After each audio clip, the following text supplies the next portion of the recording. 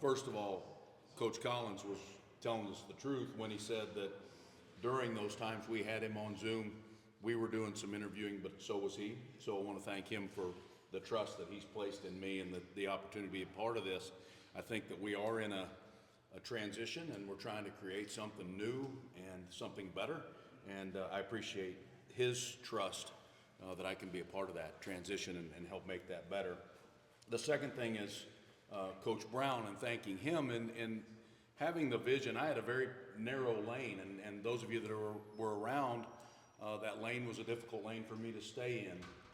But because it was so important to Coach that we follow the rules, he was able to, we built a relationship, but he was also able to have some vision out ahead to know that the relationships were built on the right things, and that I was going to be able to bring some new things to the players that can help us all be better. I think that from an experience standpoint, being able to help the staff where I could, all of those suggestions that I made a year ago, they could take them or leave them. Now I've got a chance, because I'm really one of the guys, that I can continue to hammer things if I need to hammer them. So, but I've got a ton of respect for what Coach Collins has done in his career, and I've got I'm really enthusiastic about what we're going to do together going forward. So, I was just sitting back there, and I'm a little bit of a words that work guy. So I'm thinking about the things that really apply to me specifically and me personally. I'm excited, right? I'm determined, I'm focused, I'm honored, and I'm aligned. And I think that word alignment is really important. And the thing about all that stuff is I could take the word I out of it, in front of it, and replace it with the word we, because in our time that we've spent, that's been our goal, right? Is to make sure that we're aligned and that everybody's pulling the rope the same direction. And I think that we are that way. When I was here in front of you last time, we talked about things that were important to me, and getting our best players doing what they do best most often is the best way for us to play better defense. And it was really apparent within the first 15 minutes of our talk with Coach Collins that he was of the same mindset, right? We don't need to have guys that are our best pass rushers in coverage. We don't need to have guys that can't cover a 6'4" wide receiver covering a 6'4" wide receiver. And that's important to him, that we find those things that our guys can do and focus on those instead of blaming them for the things they can't do. And that's not to say that was our way before, but I know it's a really high priority to him to find the things that our guys can do, and let's do those things more. Okay, so all that being said, if there's any questions, I'm here to answer them. Yes, sir. Coach, first thing Collins mentioned was defensive line. Yep. You've been around them a lot. Yep. What did you see from the time you got here last year to now as far as growth during the season, and what kind of are your expectations Sure. going forward? Well, the one thing that, and Coach Brown mentioned it, what a great job Tim had done recruiting that room here. There's a bunch of really good players in that room. When I was at Missouri, I didn't feel the same way top to bottom with that roster of defensive players. I did it one year at Missouri in 2018. I was an analyst. So I know we've got guys that physically can do all the things we're asking them to do at those positions, right? It doesn't matter if you're talking about either edge player, right? Those Des Evanses versus those Kamen Ruckers, right? Or you're talking about either inside position, the Kevin Hesters and the Travis Shaws and those guys. We've got plenty of guys that can physically do it. Now what we've got to do is we've got to figure out what the best way is to use their dominant traits in situations that they can help us win games. Can they all go out there and be great grunts down in and down out? Sure. But that's not what players want, and that's not what we want, right? We want impact. We want plays that change games. It's easy to find a player that can change plays. But when a player has the ability to change games, we've got to bring that out of him, and we've got to let him do those things that change games, and that's where we are. I feel like we've got a really good group. I love the growth of the group. I know that talking football with them is easy. They understand ball. They get it. They're not, hey, line up there and sick them. We've got enough background with the group that I think that we can ask them to do some difficult things, and they'll be able to hold up doing them. Understanding. You got a follow-up? Can I get a follow-up? Oh, yeah, I'm sorry. On the mental side of it, how much of that, I mean, they struggled at times this year, and sometimes they may get down on themselves. How much of the mental aspect of it have you had to coach with some of these guys, getting them to get the best out of them Right. going forward? Well, I think that we've got there's a thing across all football at all levels, right? That celebration or that being down doesn't last very long, right? Because this world moves quick, it moves fast. We've got about 15 minutes to worry about it, and then we're on to the next one. So we didn't have a lot where those guys would get here on, Sunday afternoon. Once we put that film to bed, that was over and we were done, we were moved on. Yeah, they all want to be great and they all want to do better and they all want to help their teammates win. So being able to get to those guys early enough in the week and point out the things that they did that we can build on, that's a critical part of it. And I think that was a strength of what we did with our staff. We were able to move on quickly.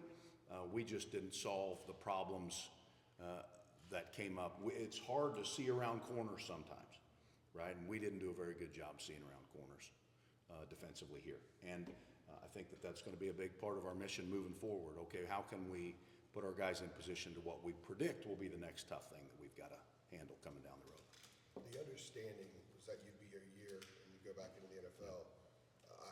I would imagine there were some opportunities, but they announced that you'd taken the D-line job a week before the chaos in the NFL opened. It was also before defensive coordinator was announced. How much did you know the idea that Collins would probably be your boss, or did you not know at all? You took this job based on what? Yeah, I had no idea. So the thing went down with Tim and I on the same day. I had very little indication of what may or may not happen.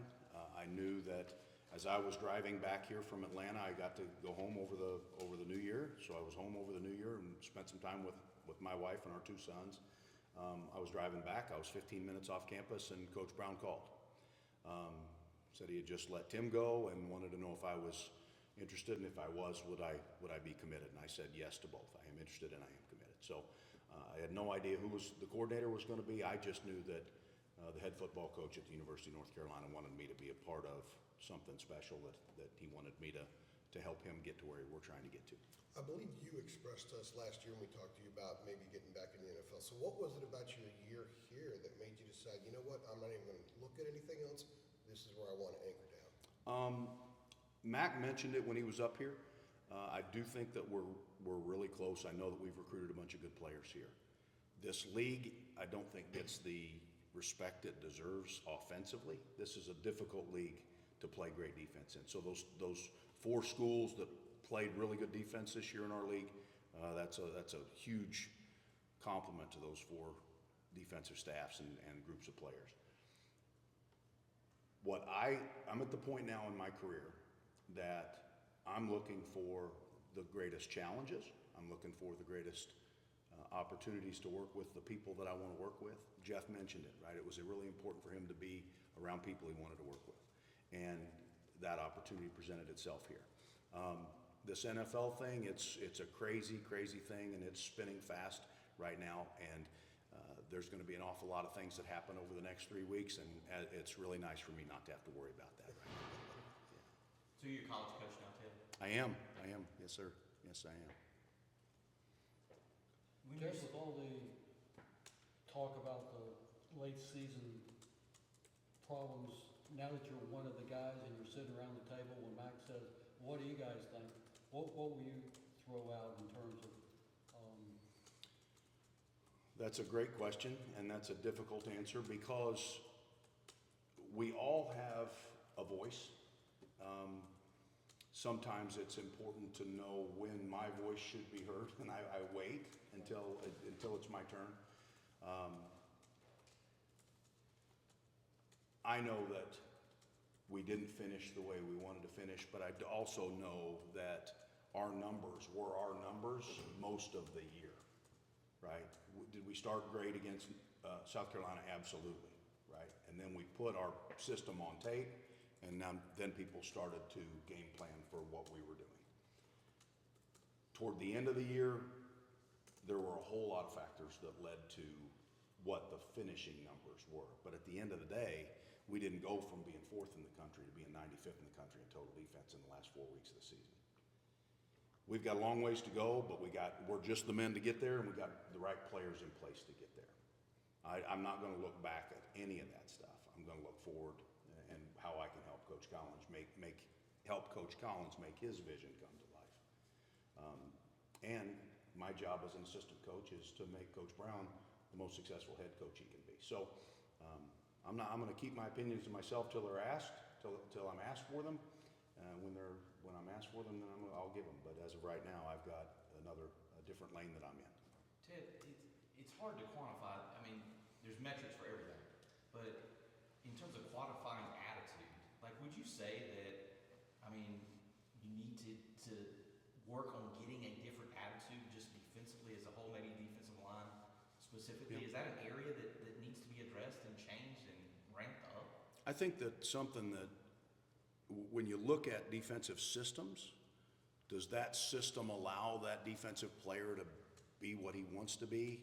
That helps all that attitude, right? If I'm giving you an opportunity to make tackles for loss and to sack the quarterback and to bat balls down and to make special plays in the run game and in the pass rush, then that's what defensive players want to hear. And I think that's the message that we're sending right now. We're going to give them the opportunities they need to let their light shine, right? And we've got guys that have pretty bright lights if we'll just lift the basket off of them, let them shine a little bit.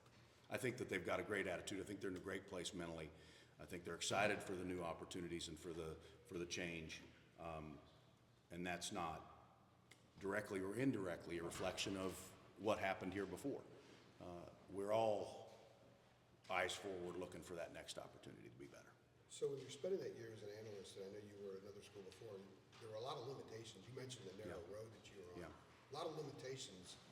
There's so many times where you just wish that you could just get in there and grab a kid and show him maybe this is how you get off the snap or get your butt down, whatever. And do you have like a massive catalog of things that you want to identify with each of these guys to go through right now? There are things for each player that I think that we can improve on, that'll happen rapidly. The beauty of my relationship with our entire defensive staff is what I saw, I was able to communicate to those guys, and they all were way into, especially the little things that I suggested. Tim was great. If I needed to get something to Tim, hey Tim, next time you see this, think of it this way, especially when you're talking about what the nose tackle does in this call or in this situation, boy, he's right on it. And so that's not going to be a big change, because a lot of the things that I did bring up, they were just about sound football and about doing what's best for the guy. It will be different, and my hope is that it will be better from a communication standpoint, from a technique standpoint, and from all those things, not because what we were doing was incorrect, but because now what we can do is we can merge what we're doing with what the system asks us to do. So I'm encouraged, I'm determined, I'm excited about the new opportunities for our guys.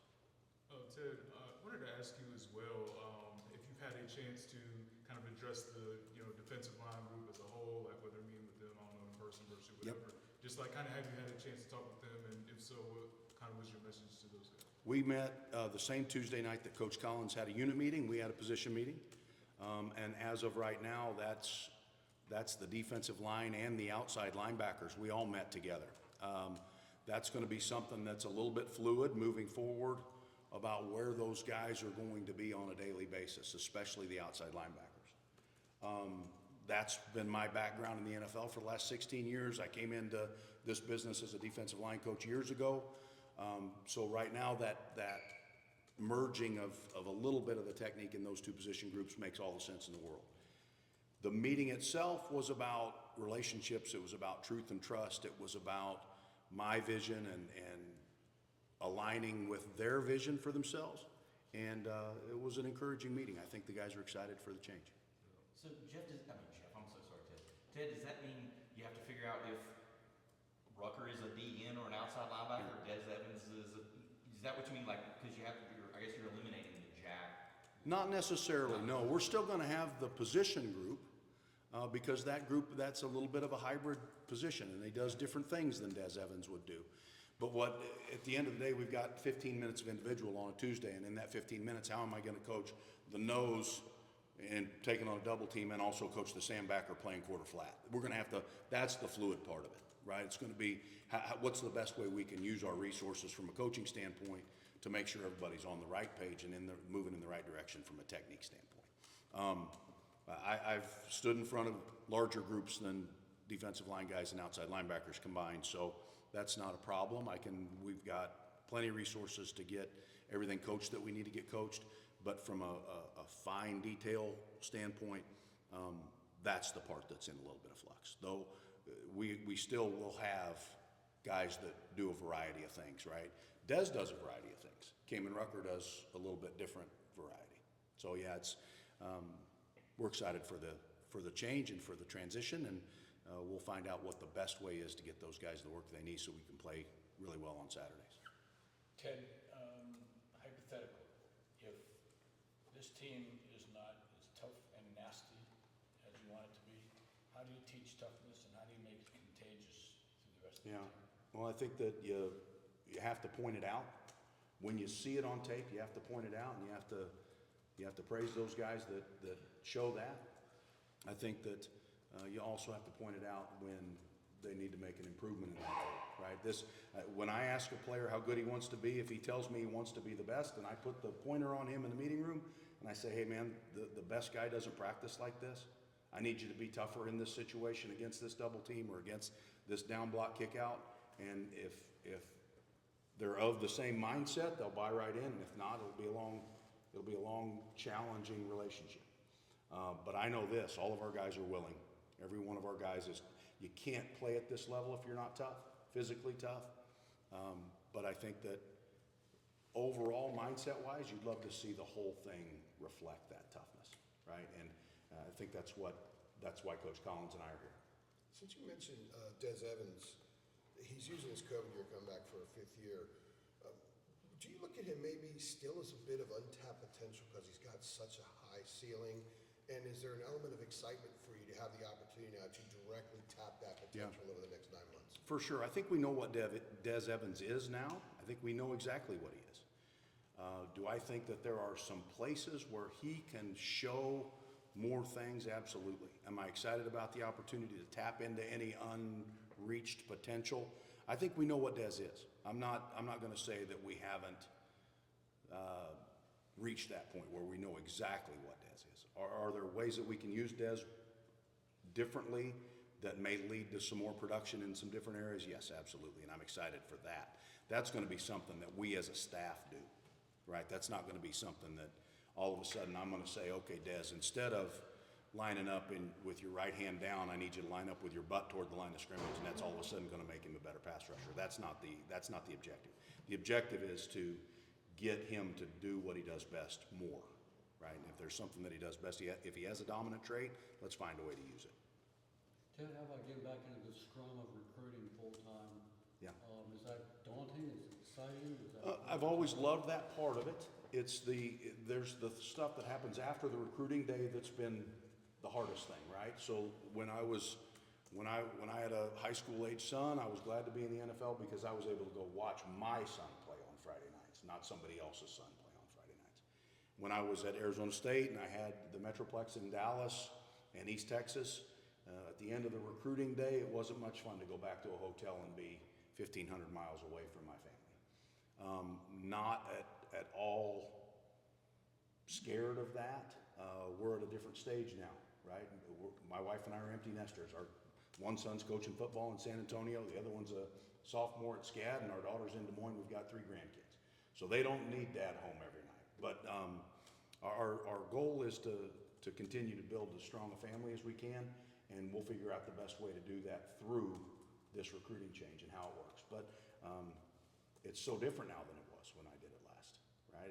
When I did it last, I had a geographical area, and I was responsible for every single player in that geographical area, and I didn't have any help, right? Other than I found a guy, I found an offensive guard, I took it to the O-line coach, he watched it. He took it to the offensive coordinator, he watched it. He took it to the head coach, he watched it. And if none of them liked him, I didn't have to go back there again. Now it's different. We've got this little army of people that narrow that pipeline to a pretty narrow spot before it ever gets to me, and that's helpful. So it's a different thing now. Now with all the other stuff that Mac talked about that's way above my pay grade, the NIL and all of that transfer, all that mess, that's somebody else's responsibility. My responsibility is to make sure that I know my area, that I get the right players in front of the right coaches, and that we're able to build our roster into a competitive roster at all positions. I'm not at all nervous or scared of that. I think I understand what that is. Ted, with your relationship with Gene, it seems like you guys have been friends for a long Yeah. time, and your conversations between you two brought you here. And I mean this question with respect, like, as last year was getting toward the end, did you sense frustration from him about things just not working out? Just with the defense's performance, did you guys talk about that? There was frustration for all of us. Yeah. I never felt Gene take his foot off the gas. I know that it was really, really important to him all the way through until it said 0-0-0 on the clock at the bowl game. I never felt any frustration with him. I never felt that he was already making plans for beyond the season. I had never had any of that feeling because that's the professional that Gene Chizik is, right? He's a great pro, if nothing else, right? He worked his tail off to try to help us be successful, and ton of respect for him. My relationship with Coach was, we talked about this last time, it was love at first sight. It wasn't, I hadn't known Gene for 35 years. This was one of those deals where I met Gene and we aligned from a football standpoint immediately, and we were able to move right into really valuable conversations. I wish him and John nothing but the best, and I know that he deserves it and he's earned it. Ted, I wanted to ask you real quick, just about, some of the returning the guys that are coming in. You obviously talked about, finding things that, they do well to kind of for them take a next step. But having so many guys, especially on that defensive line returning, how, kind of helpful is that for a defense that obviously is getting a new, coordinator, things like that? Just kind of how helpful is it to have some of those same guys on that defensive line? I think we have a real clear picture of what they can do, right? And then we build the system that allows us to use those skills the best way. That's a huge advantage, right? It's a huge advantage. Now, again, credit to Tim for bringing those guys in here. Those are really good players, and he recruited every one of them. But knowing that we've got that base, that foundation, everything starts there. You heard Coach. It's the most important thing when Coach Collins talked about what position group did you look at first? Do we have a defensive line that can be successful in this system? And he said, absolutely we do, and I believe that wholeheartedly. We do have guys with different skill sets, which is really encouraging, right? We've got some guys that are going to be better on third down than they are on first and second down. We've got some guys that are going to be better against big people than they are against the passing game. So I think we've got a great place to start and a great place to build from. And those guys, they all love ball, so they're gonna do whatever we need them to do to help us all be better. It's not a technical term, but did you all get pushed around too much at the end of the year, do you think, up front, Ted? We all would love to say that we created a flat wall on every snap and the ball poured where it was supposed to, and I don't think we got physically dominated much, so when you say pushed around, I think that there were times that we were in the perfect storm business where we may have had a movement on, it was going in the same direction as the run game was going, and if you start running that way and the run's going that way and I grab onto your inside shoulder and run you that way, sometimes you feel like you're getting pushed around a little bit. But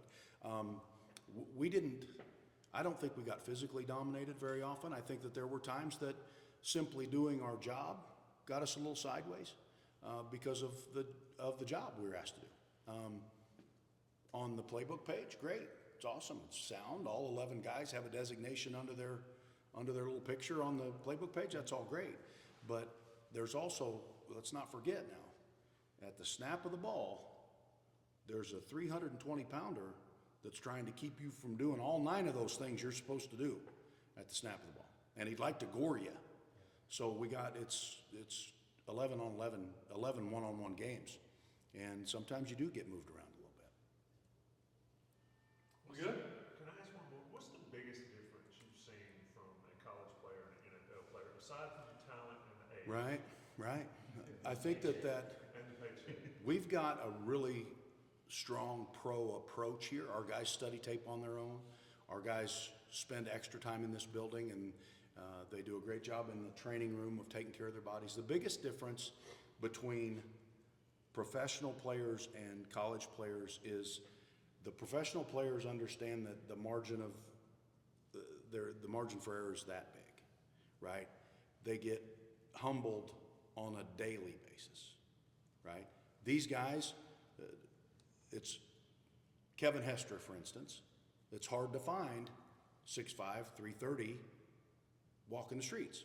So he's a different dude, right? And those guys, it doesn't matter how big you are, how smart you are, you're going to get humbled every day. And that's the thing that I think the difference between college football and pro football is there's a humble approach to everything that those guys are doing in pro football, because they know that they're one day away from being embarrassed every single day, every rep. Maturity is a big thing. Profession, right? They don't have to worry about academics. They don't have to worry about money. They don't have to worry about all that other stuff because it's taken care of. They're special people. There's only, 53 of them on 32 rosters across the league, and that is across the world. So there's 10 defensive linemen times 32, right? That's 320 of them on the face of the planet. That's not very many of them when you consider we've got 85 full scholarship guys here. Ravens Special winning people. it all? Pardon me? Ravens winning it all? They got the best team in football. Got a ton of respect for what John's done, and they've got the best team in ball right now. Now I didn't say, yeah, they'll win it all, because that league, Dallas found out yesterday. Right? Dallas found out, and that league is, like I said, it's that close. And every single day, every rep, every meeting, everything matters a lot in that league. And you're not just going to walk in and beat the Green Bay Packers because you're the Dallas Cowboys. So do I think that the Baltimore Ravens have the best team in football? Yes. I'm sure that San Francisco thought they had the best team in football when we beat their ass in the Super Bowl in New Orleans too. Sorry, John. No. All righty. Good, yeah. Thanks, David. Appreciate you guys. Thank you. Monachino slams Cowboys.